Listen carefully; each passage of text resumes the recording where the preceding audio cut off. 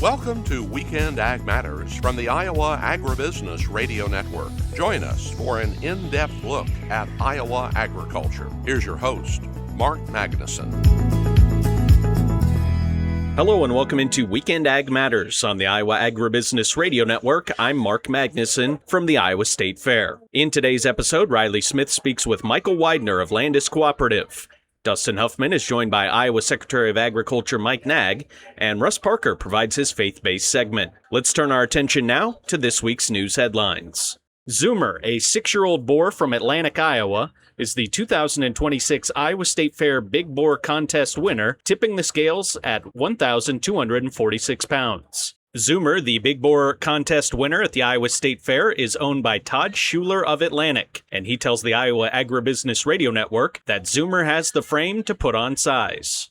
He was a big frame, big pig, and I always thought I'd try it, and paid off this year. In the show ring, Zoomer took his time moving to the scale. Despite several people trying to guide him towards his weigh-in destination, Zoomer was not in a hurry to move. Owner Todd Schuler says that is typical of Zoomer's day-to-day temperament. Yeah, he's kind of different temperament. He's kind of a growly thing and kind of barks at you. I don't think he'd hurt anybody, but he's not like a lot of pigs like to be brushed and rubbed and played with. He's different than most of them. Schuler says that the biggest components of Zoomer's diet are homegrown, right here in Iowa.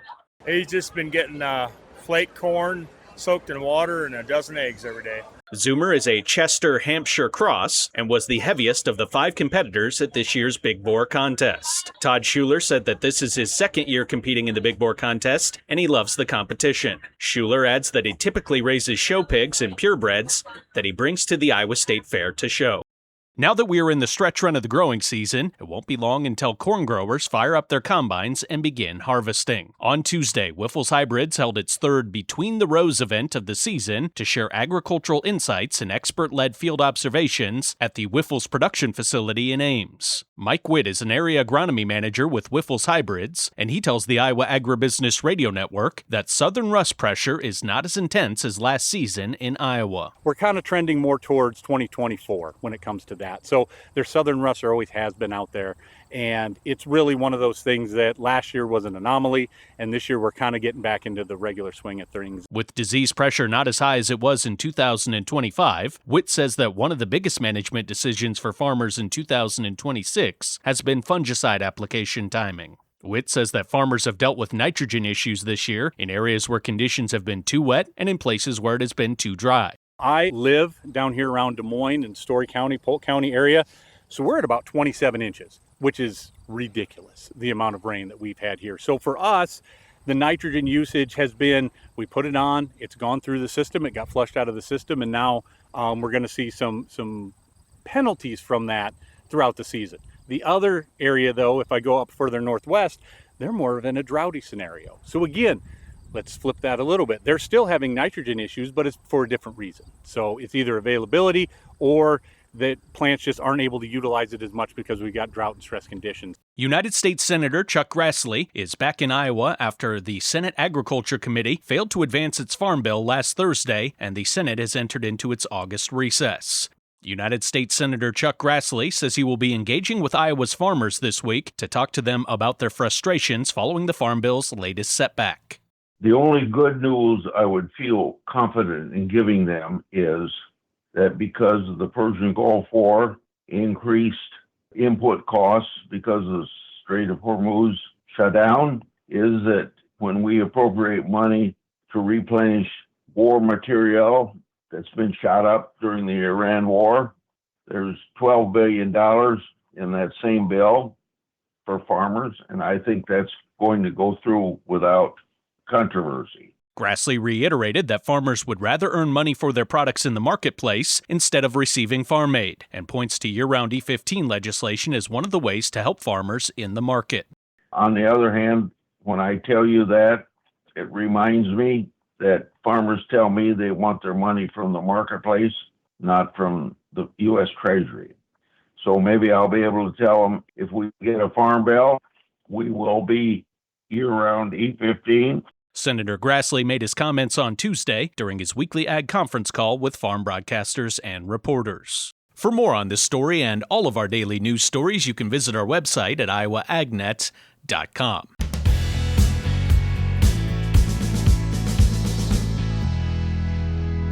That's all the time we have for headlines this week. Let's turn things over now to Russ Parker and his faith-based Food for Thought segment here on Weekend Ag Matters on the Iowa Agribusiness Radio Network, where Iowa Ag matters.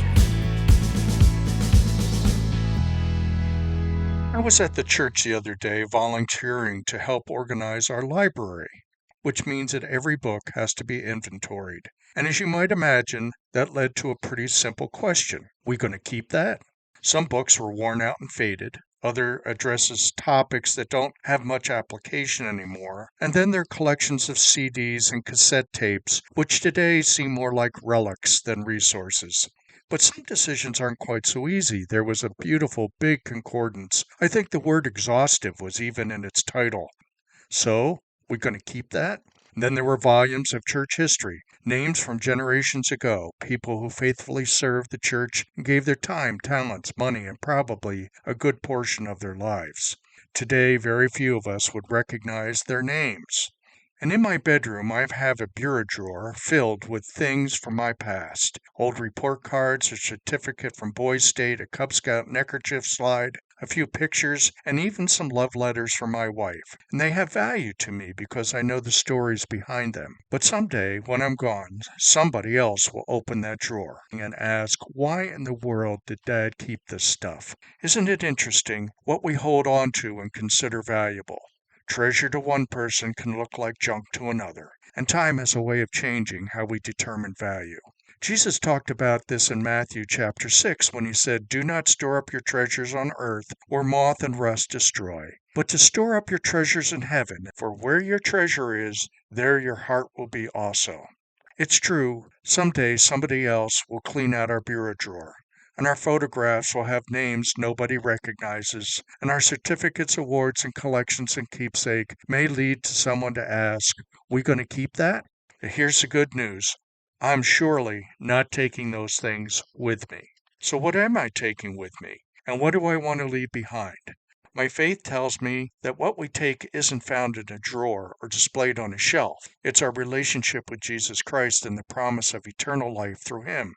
And what do we leave behind? Hopefully more than a collection of things that somebody has to sort through.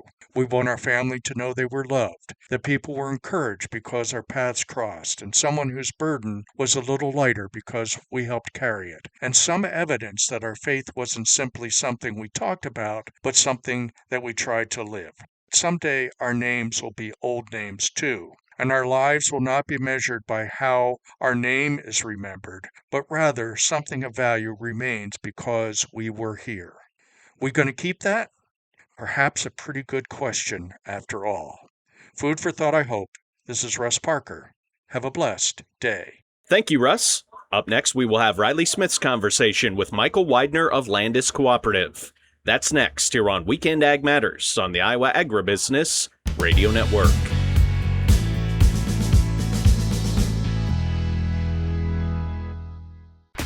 Looks like another perfect day to get out there and enjoy the summer. You hear that? Live music, laughing kids, the roar of the rides, and someone yelling, "Corn dogs!" That's Fair Spirit at the Iowa State Fair, August 13th through 23rd in Des Moines. 11 days of blue ribbon traditions, big summer nights, incredible food, and the kind of memories you talk about all year long. This is your Iowa State Fair. Plan your visit now at iowastatefair.org. August 13th through the 23rd.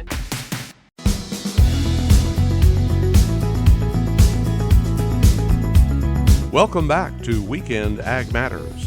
Here's Riley Smith.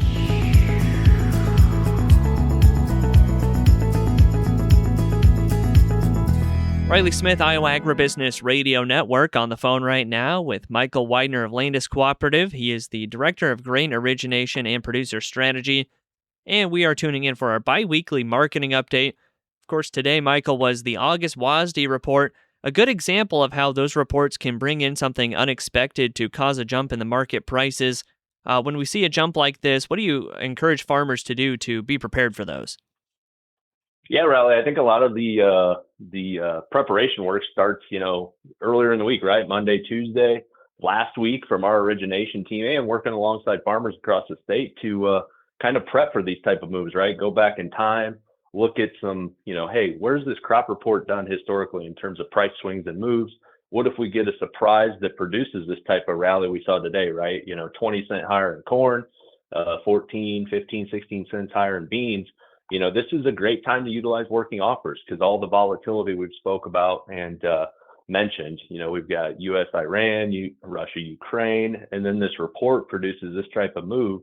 I mean, this is just another point in time to reiterate just how important it is to have working offers in just about every single day and have those out there working in the system, and some good things can happen.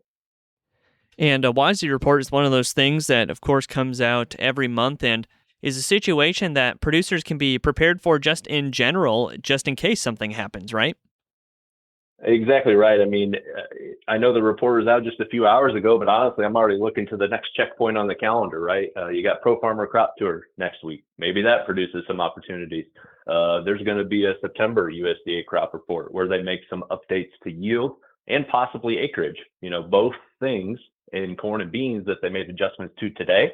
And that's kind of our next checkpoint of opportunity. So, what we'll do at Landus is come alongside our farmers and through our originators to hopefully already start those next rounds of conversations and prep the next offer, prep the next strategy, and continue to clean up our old crop that's sitting out there, continue to advance new crop sales, for bushels that got to move off the combine, and then even start focusing on the bend bushels of next summer and 2027 crop as well. And that was, kind of something I was thinking of as well, is there are so many opportunities for those price moves, and seemingly they happen all the time. How would you recommend farmers kind of keep their finger on the pulse of those things happening? With so many things going on all at once, it's kind of tough to keep track. Do you recommend maybe like prioritizing a few that you want to go after, or is it just kind of a stay prepared kind of mindset? I think it's a stay prepared. I think, a marketing plan and, even a projected kind of crop position, right? Where your yield's at is a living, breathing document, something that changes every day depending on if you caught rain or not, right? Some guys that caught rain here across the I-states the last 72 hours probably have some yield prospects that are rising. And then I think that's a living, breathing situation, as is a marketing plan, and something you just got to write down, check in on, and kind of again as a mini checkpoint of see where you're at, see if you need to advance sales on this rally, and all those things. So I mean, looking at it today, this is a really great opportunity to finish off the old crop. I sound like a broken record here, but this is kind of our third or fourth chance to put a bow on 2025 crop. And then I think, if we continue to see some upside momentum, I think growers are going to be, presented some really good opportunities on 26 crop again, with the way this report came out. And then, looking at D's 27, getting within a penny or two today of $5, looking at some more eccentric strategies out there, whether it be accumulators or bonus premium type products to start putting a stake in the ground on 27 crop as they look at some NH3 purchases for this fall. You had mentioned the Pro Farmer Crop Tour, with that coming out here soon, next week, in fact. It's one of those events where, yes, we can see some price moves from that, and already for this one, we're looking at potentially higher yields than we were expecting. I know a lot of producers here in Iowa, at least, have been pretty optimistic about their crops and their yields, at least. So, for example, when we do have a situation like that, where here's an event that might have good yield news for the marketplace, what does that usually do to the markets, and then how is that something to prepare for, is kind of a little bit of an example? Yeah, especially across central Iowa. I mean, I talked to some growers around the Boone area today, even out towards the east side of I-35 yesterday, Mitchellville down to Pleasant Hill neck of the woods, and, cautiously optimistic about the yield prospects, versus last year. It seems like the disease pressures tamped down just a little bit. Now we'll get a better idea of that next week as we got the boots on the ground going in fields, doing ear counts, pod counts, and all those things. So we'll get a better idea of what disease has done, as well as some of the July temperatures, right? It was pretty steamy through the month of July when corn was going through pollination. Some overnight temps were elevated. We'll see how much tip back is out there, but generally speaking, pretty optimistic in terms of where yields could be versus last year. And then you look at prices. I mean, I was running some data sets today. We've got a shot to see 440 to 460 cash off the combine and 11 and a quarter to $12. And you compare those numbers to last year, you're talking 375 to $4 and 930 to 970 for last fall. So tremendously different situation at the farm gate heading into fall this year than where we were last year. Well, Michael, lots of great information today. For anybody who'd like to get in touch with Landus, how can they do that? Yeah, go to our website there, landus.ag. There's a contact form sheet that you can fill out, and more likely than not, that form will hit my desk, and we'll be happy to reach out to you to review some working offers, talk about some grain marketing strategies, and help you build out a marketing plan.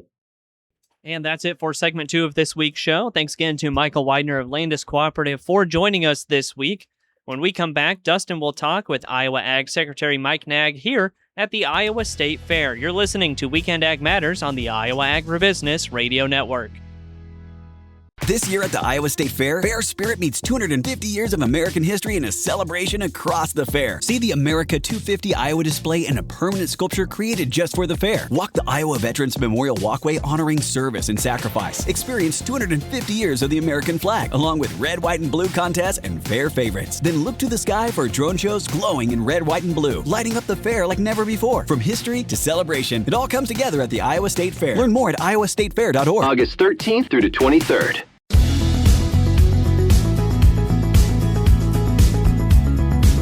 Welcome back to Weekend Ag Matters. Here's your host, Dustin Hoffmann. Well, as you know, it's been a busy week here already. First couple days of the Iowa State Fair, and we had a chance to sit down with Iowa Ag Secretary Mike Naig. He's plenty busy out here all 11 days of the fair, talking about all the events that the Iowa Department of Agriculture and Land Stewardship is a part of. How you doing? I'm well. It's good to see you, and I love doing this. I mean, just as we're starting to record, the Clydesdales are going by. Of course. This great? It is. There's been all sorts of activity. We got the Super Bowl crowned last night, Yes. the big boar and the big ram. So Maybe record-setting big ram. It's pretty close, yeah. I mean, he's a big boy. I got to see him already this morning. So the State Fair underway, no doubt about that. And talk about some of the things you got going on. Well, it's great to be here. 11 days of what I like to call the Super Bowl of Iowa agriculture, and a little bit of a soggy start. Yesterday was, Eastern Iowa is ready to say no more to rain, and Western Iowa needed it desperately. I mean, we unfortunately have added some D2 drought back into the map, and so I think that will have been corrected now with these rains. But it's going to be a great run for us at the fair. Iowa Department of Ag has a significant presence here in the Ag building. But also in the VI building, the Varied Industries building. And then throughout the fair, we'll have events. Choose Iowa is going to be a big feature for us, big focus for us. Actually, really cool statistic this year is something like a quarter of the vendors at the fair, if you take out like lemonade and those types of things, but those selling food are sourcing from Iowa farmers. And that number is growing. Actually, we've got a few that wanted to source and couldn't do it, didn't get it done in time. And so that's growing. And so folks can actually find Choose Iowa sourced foods at their favorite vendors. We'll be featuring some of our farmers in cooking demonstrations. And then we've got some award ceremonies, some environmental leader awards that we'll do next week. And then the big one, which is one of my favorite days of not just the fair, but the year. And that is the Century and Heritage Farm program. We have a record number of farms that we'll be recognizing, over 514 farms that'll be receiving a Century or Heritage Farm Award, 100 or 150 years that a family has owned a farm. It's a wonderful day. You'll have multiple generations of a farm family on the stage. The pride, frankly, there's a lot of emotion that comes out of that. Think of the hard work that it has taken to keep that farm. And so we get to do all those things.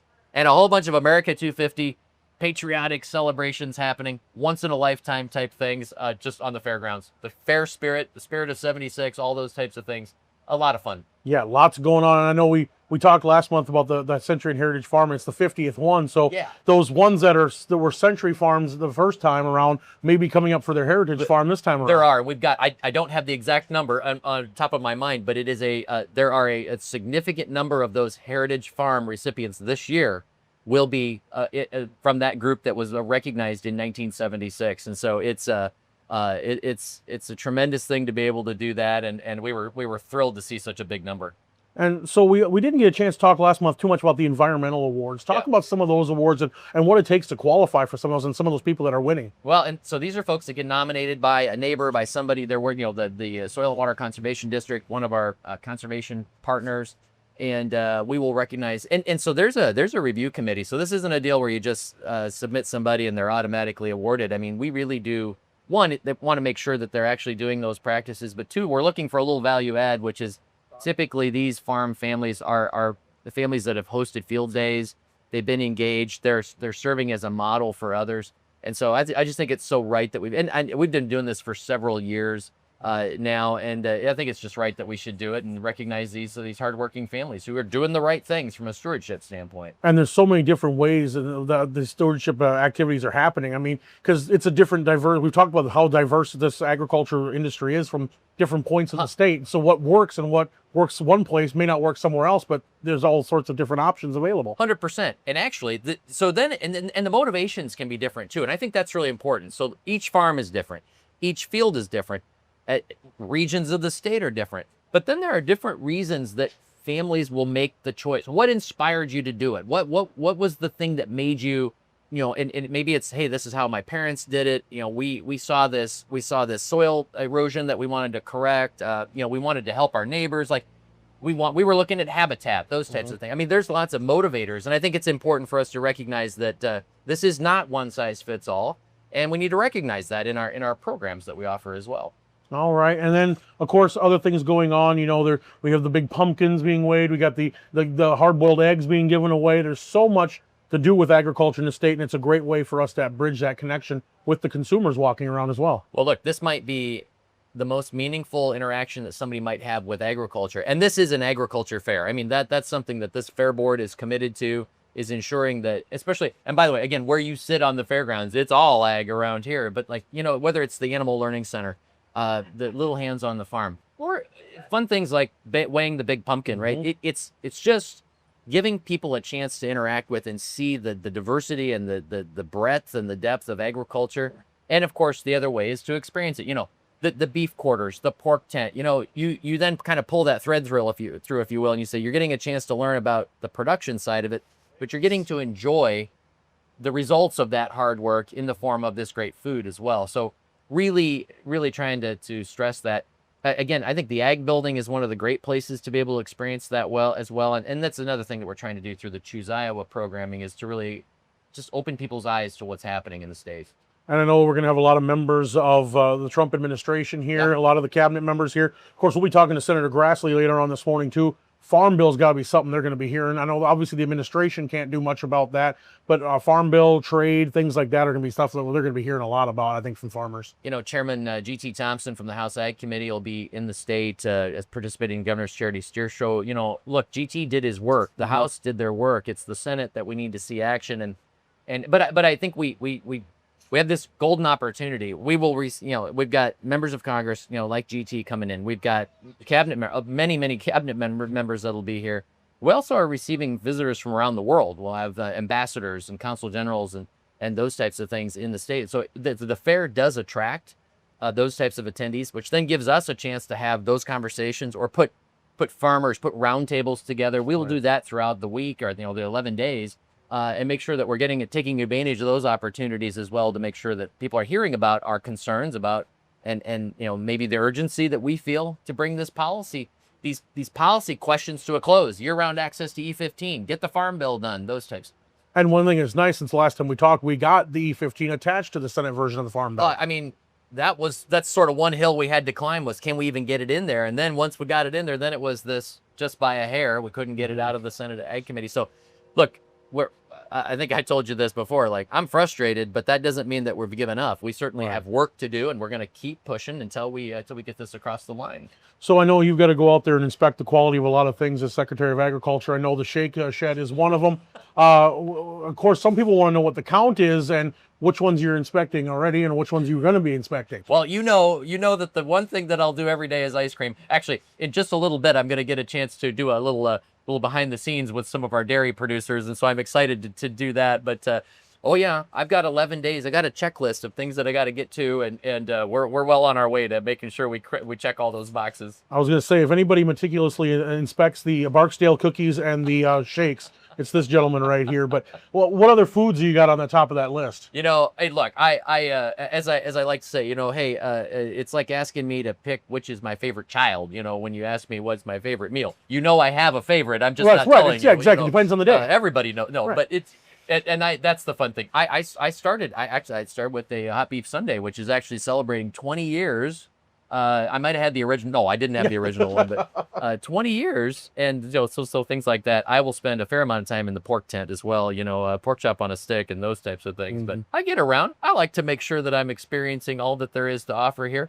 Even the craft beer tent has a Yield of Dreams brew that has got some good Iowa corn in it, Confluence and Big Grove, and so I might even have to have a beverage as well to celebrate value-added agriculture. The trials of being the secretary. It's tough work, but you know, it's somebody's got to do it. Well, Secretary, we thank you so much and look forward to hearing more about who the winners are and who all the honorees are. All that coming up here later on at the Iowa State Fair. Yeah, what a great event.